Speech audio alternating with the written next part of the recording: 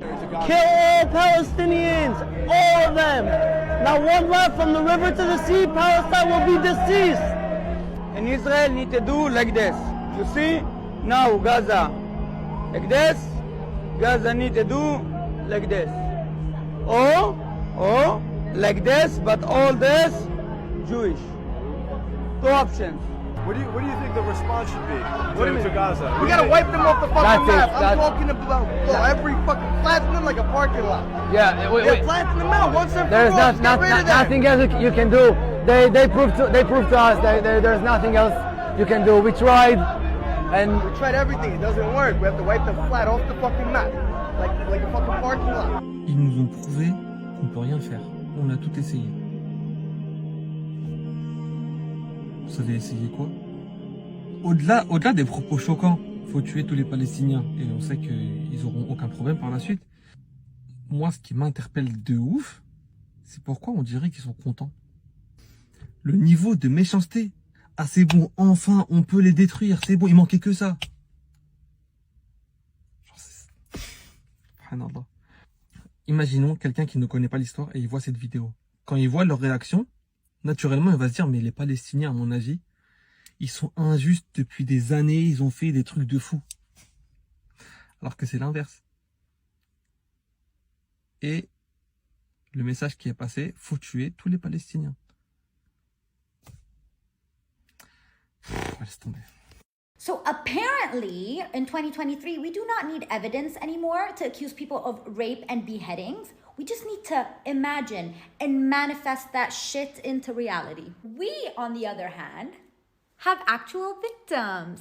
And not just one, 15 of them. What?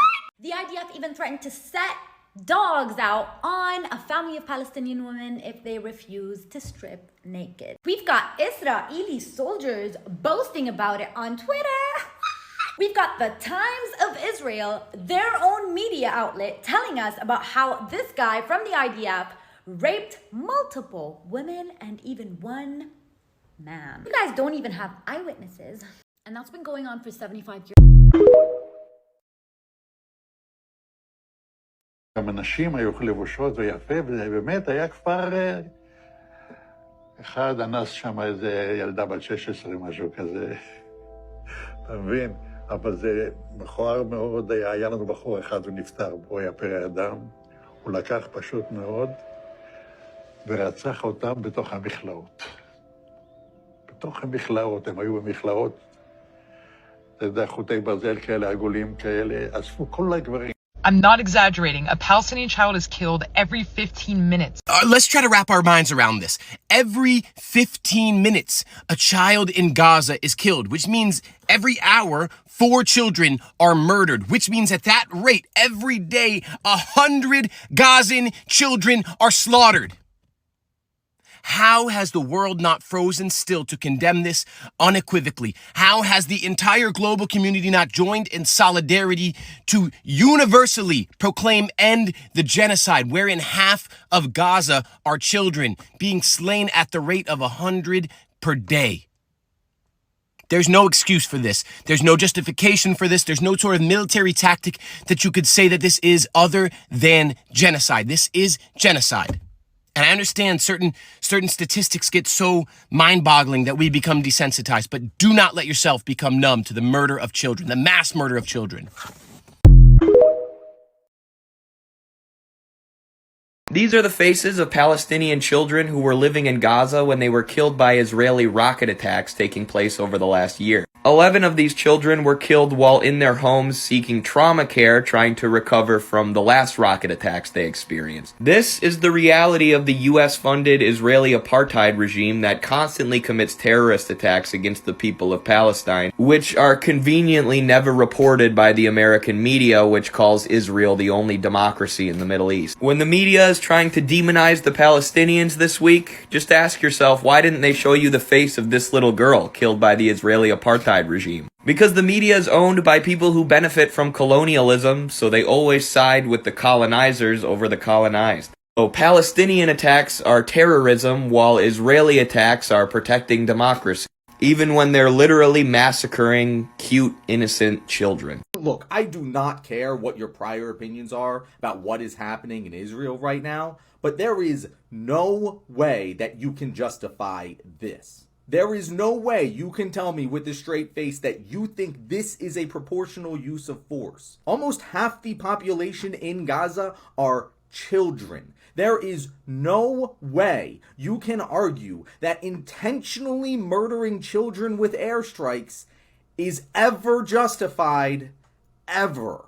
If you think that Hamas is an evil terrorist organization because they targeted and killed innocent Israeli civilians, then great, I agree with you. But you better damn well think the same thing about the state of Israel when they also target and kill innocent civilians, except on a much larger scale. It does not matter what the enemy did to you. Targeting civilians like this is always a war crime and should never be justified, especially when you have full control over the mobility of those civilians. They told the civilians of Gaza to leave Gaza, but then did not allow them to leave Gaza, and then they dropped bombs on them. There is no fucking way that you would kill an innocent 5-year-old American child in order to stop the terrorist organization that is Hamas. So there is no fucking way that you should be willing to sacrifice an innocent 5-year-old Palestinian child. Just because they're halfway around the globe and brown doesn't mean that those two things are any different. I'm embarrassed that my fucking tax dollars are going to the slaughter of innocent people, and every goddamn American should be too. Unfortunately, we have some bad news to share. This is a breaking story. Turns out there was a recent massacre again by the US-funded IDF. The forces bombed a UNRWA UNRWA school that was housing displaced Gazans in al-Mashazi refugee camp in central Gaza.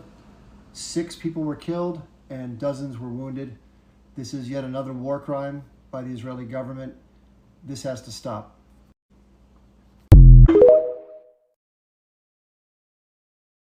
What is this? The Prime Minister of Israel said this is a struggle between the children of light and the children of darkness, between humanity and the law of the jungle. What the hell does that mean? No, guys, it's totally okay that we killed 724 Palestinian children. They were the children of darkness. They're just Arab jungle people. Who even cares? Like, this is just the most racist sounding thing. And it's like the only way that Israel can defend its actions at this point. We're the children of the light and they're the children of the darkness. We can kill as many of them as we want. Yeah, that makes a lot of sense, guys. The world now sees you for what you are. Continue to try and cope. I'm an Israeli. I was born in Israel. I even perceive myself as an Israeli patriot. I care about Israel. I belong to Israel. I'm attached to Israel. Don't speak about symmetry because there is no symmetry. I would even suggest that there is no conflict. Was there a French-Algerian conflict?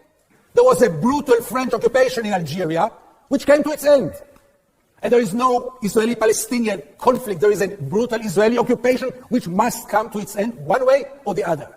In our dark backyard, there is a regime which is today by far one of the most cruel, brutal tyrannies on earth. Not less than this, and I know what I say because I cover it for 40 years. And this regime cannot be defined but as an apartheid. Two peoples live on one piece of land. One people has all the rights in the world, and I'm talking now only about the occupied territories. Two peoples share one piece of land there. One people has all the rights in the world. The other people has no rights whatsoever. It looks like apartheid. It talks like apartheid. It is apartheid. And nobody can contradict it. Nobody who has been there. Nobody who is fair enough to look, go to the Jordan Valley, see the prosperity in the settlements, and then go and see the Palestinians who live there without electricity, without water, without any rights. And then tell me if it's apartheid, or you might invent it another title. But when I steal your car, I'm not in a position to put conditions for returning the car. First of all, return the car. And the only way to return the car is now giving equal rights to the Palestinians.